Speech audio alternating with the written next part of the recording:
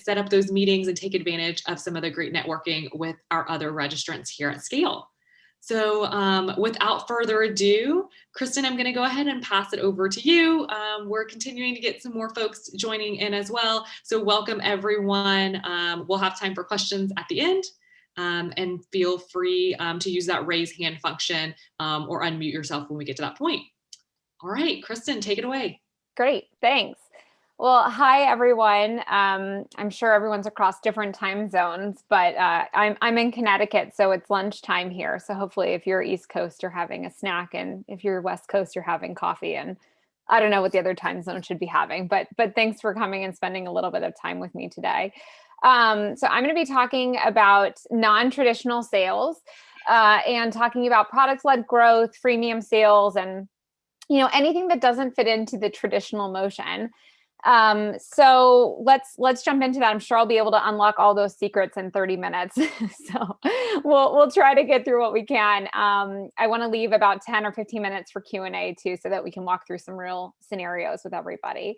But some of the key topics we're going to break this down into today is really embracing a different sales cycle. So when we talk about product-led growth or freemium, whatever it might be, ultimately, we're really talking about taking your sales cycle and customizing it to some extent, really adjusting what we all kind of know and think of as a traditional sales cycle and sales motion.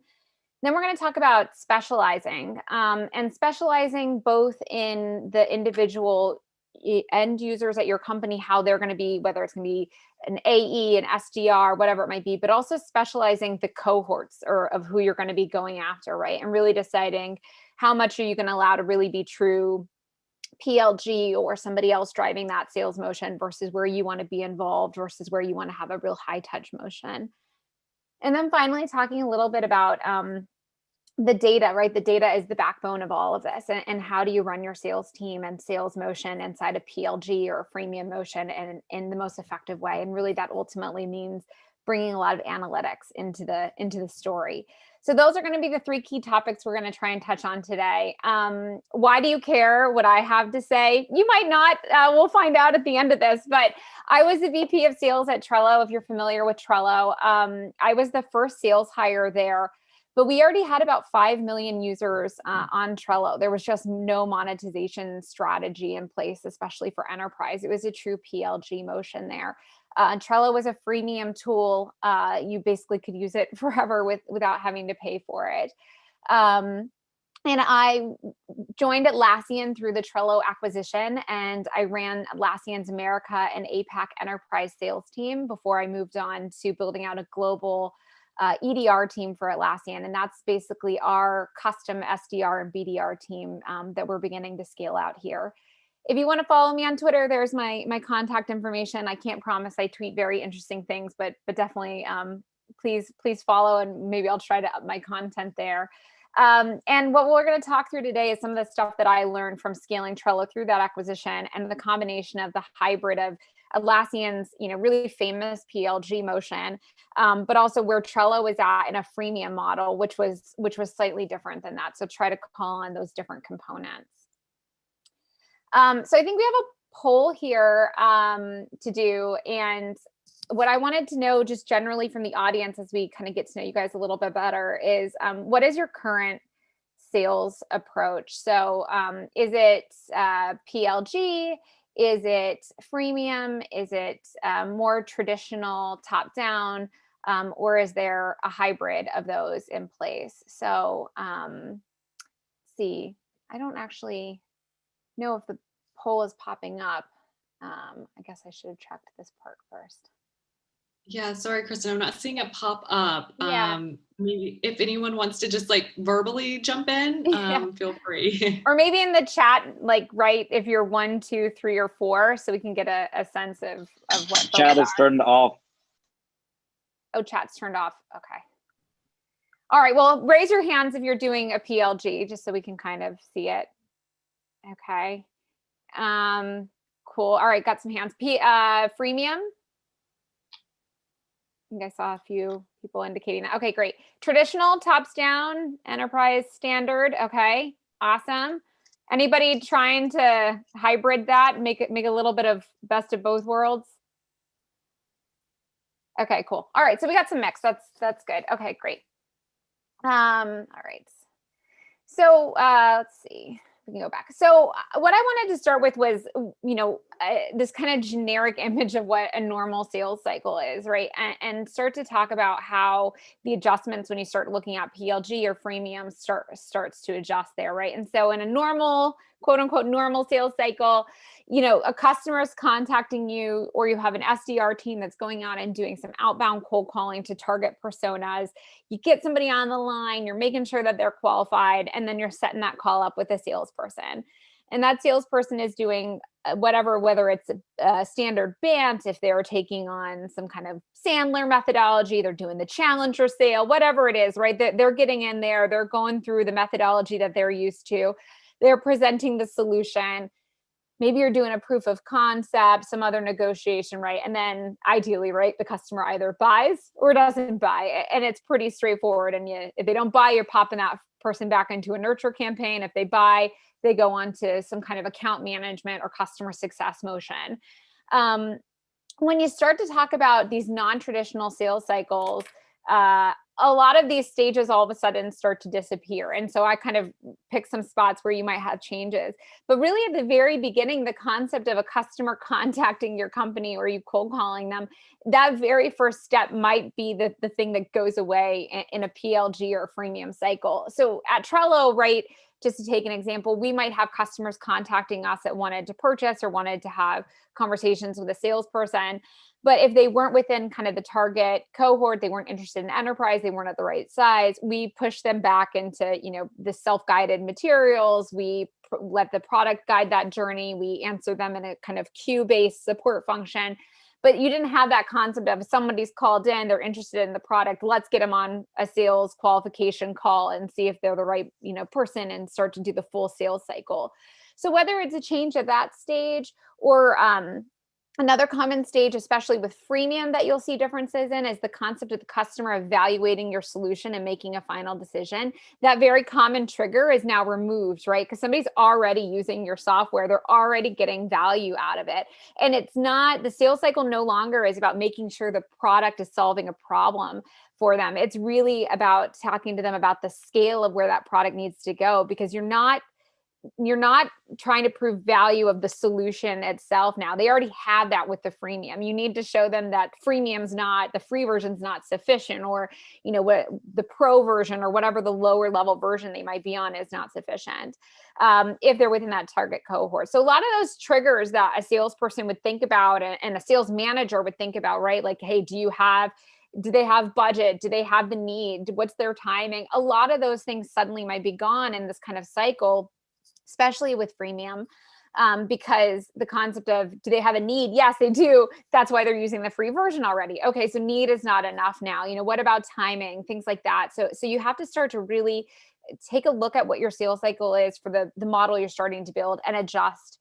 And what that might mean is that taking off the shelf sales methodologies won't be able to support your sales reps and your sales managers like it would in a normal sales motion, right? And so you might not be able to apply Challenger here or Sandler, whatever it might be, because suddenly those triggers don't make sense in this kind of cycle. Or if it's PLG, right, you might not be planning to talk to that customer at all. And then maybe you want customer success on the back end. So that whole phase 1 and phase 2 on this page goes away, and your entire sales methodology and process sits down at the account management layer. And so when you start talking about the changes in the sales methodology and the sales cycle, it has a lot of impacts down the line, right? So for freemium, at least when you start to think about how you're going to negotiate things like pricing and cycles and all this kind of stuff, the challenge with freemium is that you have this anchored cost, right? You've given something away for free. And so the challenge to get somebody to pay for it is harder than somebody coming in looking at a net new product and being asked to pay for it, right? It's like if you had a cell phone plan right now that gave you unlimited minutes, and all of a sudden your cell phone company wants to start charging you for minutes, right? You have a much more visceral reaction to that than if you had been out buying a cell phone plan that was a minutes based plan. The expectation is slightly off. And so the hurdle for a customer to pay for it has to be a much more solutions-based conversation versus just the product and the pain point being resolved, which is a more standard sales motion, at least at a transactional level. Your cycles can be unpredictable, especially early on. If you're an early stage sales company trying to do PLG or freemium, whatever it might be, this might not be something where you can say, hey, I've done sales at this level, at this price point, and our sales cycles have always been 90 days, right? And this is what you need, and this is how the process goes. That standardization is oftentimes uneven, especially at the beginning, until you kind of start to nail down the cohort you're going to be pursuing and what the pain points are that they're going to feel. And so it means that early conversions are often unpredictable as well. So if you're building out a sales team from scratch at this point, right, and you don't have 12 months, 2 years, whatever it is of data, compensation for the team can be really challenging here. So it's not uncommon in a lot of these models to think about it at a bonus level where the team owns a number, to have it be thought of at a logo level, which I'll touch on a little bit later instead of a dollar item. But also you might want to think about not doing a 50-50 split for your sales team here. And so thinking about something along the lines of 60-40 or 70-30, where there's still enough upside, but the customer journey, because they are ideally going to be staying on your product, either freemium or a lower version of it, regardless of what happens at the end, is still taken into account there, right? You don't want to burn through these folks because they are your marketing team, all those customers out using it and promoting it. So you want to make sure that their sales journey is a pleasant one as much as possible. From a product growth and conversion standpoint, if anyone's product team here works closely with the product team, a real common challenge is what features go where, right? And you want to delight a customer, you want to keep getting folks in the door, but you have to really think about what that product journey is and what somebody's going on, so that when they look at those pricing plans, they can make those decisions or they can upgrade themselves without talking to a salesperson as much as possible, right? You want to take that friction away where they have to talk to a salesperson to upgrade or to pay or to go to another plan. And so things like removing pricing from your page because it gets people to contact you is a good example of put pricing up, make it easy to understand. Try not to mix your metaphors, right? So don't do a per user and a per usage plan, kind of pick what the journey is that somebody would be going on so they understand where those upgrade points are at and can upgrade easily through that journey. And then one of the other challenges, and I've talked to folks that have open source tools, that have freemium tools, that have, low barrier of entry tools. And this is like a very common theme, which is that you get a lot of anonymous usage or non-business email address usage. So this is something where potentially the product can support that. So allowing people to have multiple email addresses set up for, security perspectives, or having an account switcher so that people can have personal and professional, if it makes sense to have that on the product set, allows you to start to expand who is using your tool as much as possible. So let's see, I think that's skipped ahead. So when we talk about specializing, we'll talk about specializing in the team model here, but I also want to say that one of the most important things when you decide to take on PLG or freemium or whatever it might be is to cohort your customer base, right? And I would think about it like, red, yellow, green, right? Red is going to be that base of customers you're not going to apply any sales touch to. Yellow might be that cohort that you're going to do some modified version. So maybe that's what we talked about before, right? With this, maybe the sales process doesn't get touched, but account management does happen here. This is going to be a customer success motion post-sales. And then green might become your high touch tier that you're proactively pursuing. And if you decide to go with that tier, you might want to have an SDR or BDR team, but instead of that team going after net new companies that have never heard of the business before, they're really focused on that green tier that have some engagement, but have a lot of potential to expand. So they're almost doing SDR work inside of account management tiers. Having account executives and that focus exclusively on the logo land, right? And to not be greedy here. And what I mean by that is get the logo in the door, get an MSA in place, get billing, get security, get legal out of the way, if it's one of those top tier accounts, and then hope that either the product is going to drive that additional growth or your customer success is going to drive that additional growth. But this is counterintuitive, right? You don't necessarily need to have a giant top-down sale, at least initially. Just getting that logo in and letting the rest of that motion play out. Sometimes that's going to simplify your sales cycle by, anywhere from 6 to 12 months. And just getting them in the door sooner and allowing them to expand is going to pick up whatever revenue you would have lost waiting. This is standard stuff, but if you're technical, have an SE team so that your AEs don't have to be the tech experts. You really want this to be a fast moving machine. You want it to be high velocity as much as possible. Think about that AM and that customer success team, like where are they landing in that cycle? Our account management team at Trello at least had a revenue number, and that was their most important number. So they were responsible for retention, but also for that expansion. And so their goal was really to make sure that the product was working well and people were advocates for it so that they continue to bring more people into using it. And then finally, I think this is one of the things that Atlassian is really famous for, which is exploring channel and partnerships. And there was just an article out from Andreessen where one of the things that was highlighted there was that especially tools that have a lot of implementation work or work that can be done from a third party is really ripe for a channel dynamic to also take that on from a sales perspective. So some considerations, right? Again, I mentioned this before, you really want to make sure you're focusing on the goodwill. So whether it's NPS or however you want to measure that, ultimately in all these models, for the most part, your customers are your biggest marketing engine, and that through the sales process, they usually are choosing between a lower version of your software and a higher version, or a free version and a paid version. So in that situation, your competitor is you, right? So do right by your competitor. Really make sure that you show the value without having to have it be, an experience where the customer questions if they even want to stay on that lower version or that free version. Because hopefully, if you lose that deal, instead of having to go back through nurture, really the product is going to nurture for you. Trees for the forest, don't extend your sales cycle. Really focus on the fact that you expect the product and the experience to drive a lot of your expansion, which means that you don't need to optimize for the biggest initial contract value. You want to get somebody in the door and growing. You want to get them sticky and not choosing something else. And what that means is that sometimes it might be a smaller group or team that gets product.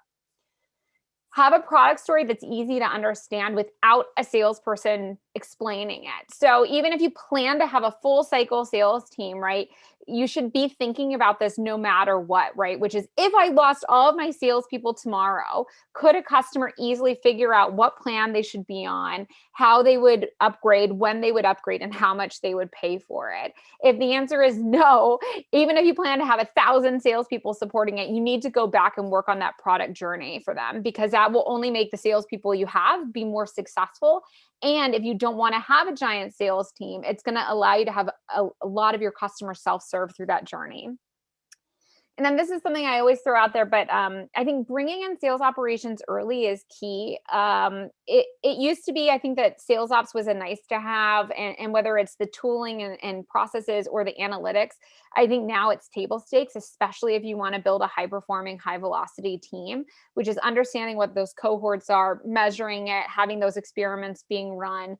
You might decide that this is your red tier, this is your yellow tier, this is your green tier, and then you want to peel some folks off of all of those tiers and keep them as a control group. And that's your placebo group in your vaccine trial, right? Like, what happens to those guys?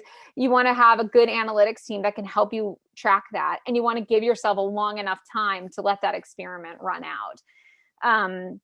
So that's one of the things I always highlight out for folks, because I think sales ops and analytics doesn't always get the credit it deserves in that process.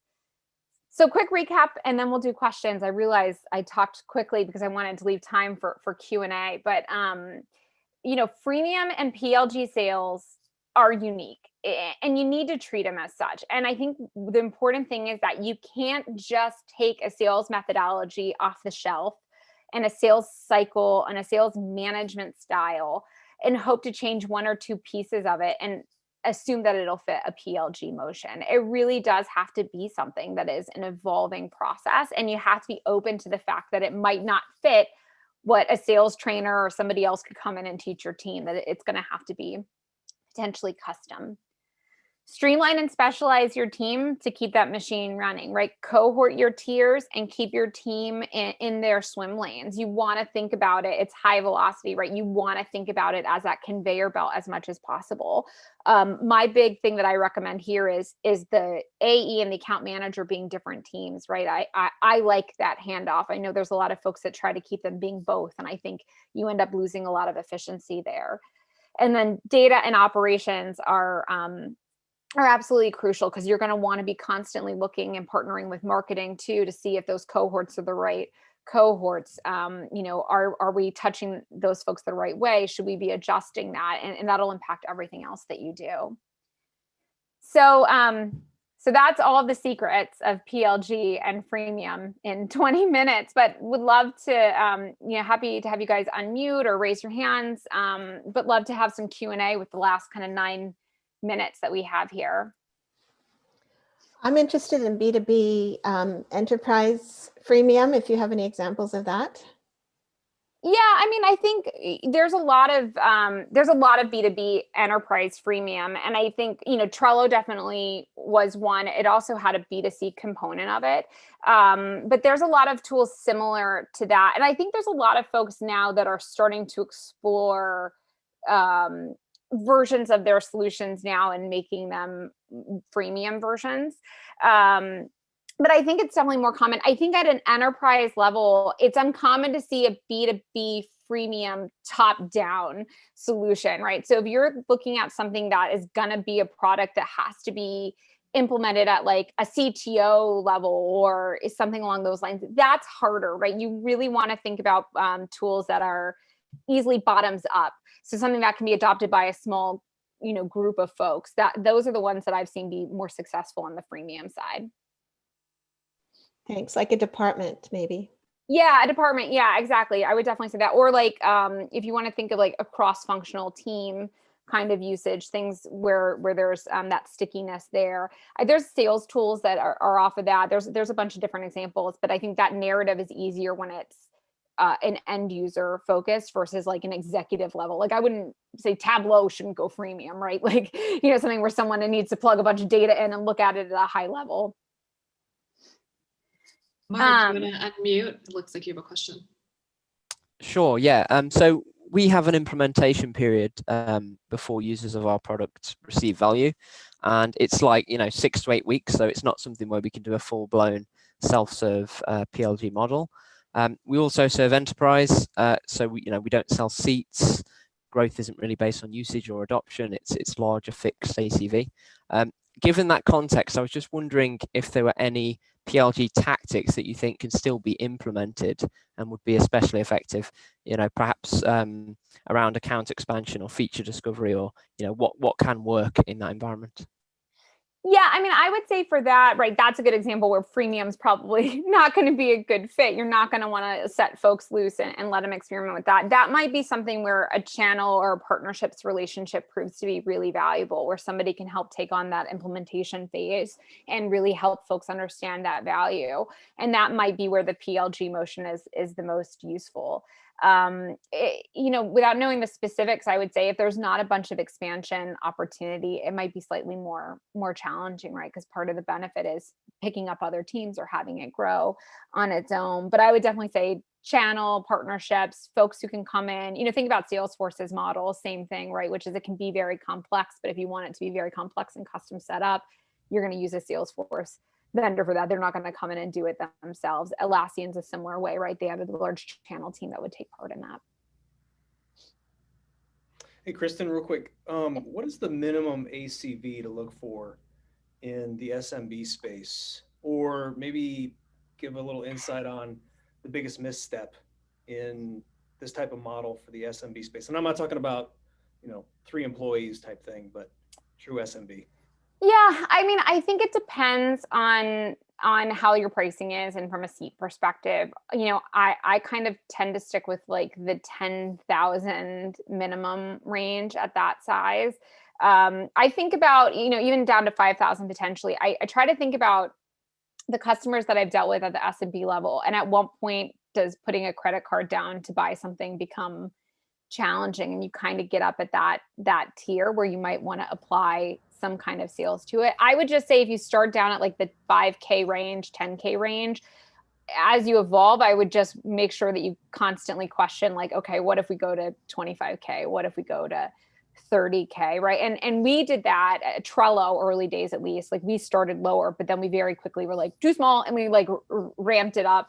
And there might be tiers within that, right? Where 5K, you'll do a PO billing, but you're not going to do a security review. But at 25K, you'll do a security review. And at 100K, you'll do a legal review, right? You might, again, like when you think about that red, yellow, green kind of cohort, there might be criteria there of how much you're willing to support based on those sizes.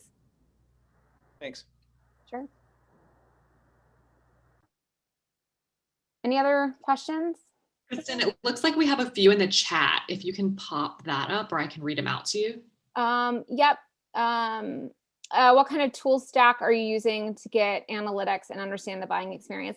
Yeah, I think it depends on, on a couple from the sales side, right? We use Salesforce as the source of truth, which allows us to track a lot of this information. And so then there's an overlay with like Tableau, and other tools that kind of let us slice and dice on top of that. We also use, any kind of email automation tool, whether it's Groove or Chorus or somebody who can let you see from your rep's perspective, like what kind of response rates are they getting in campaigning.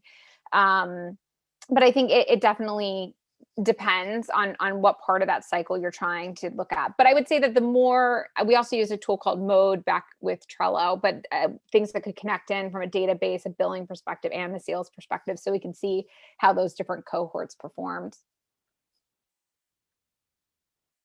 Let's see. Yeah, so I will say, I saw the question about the slide. I could definitely, we can share this. I will say, like, my slides were a little cheeky. I was just kind of putting X's generally, so you'd see that there was a challenge there. But in the case of the sales presentation, in the case of PLG, I can speak to the Trello side, right? Which is that at a freemium level, we didn't do a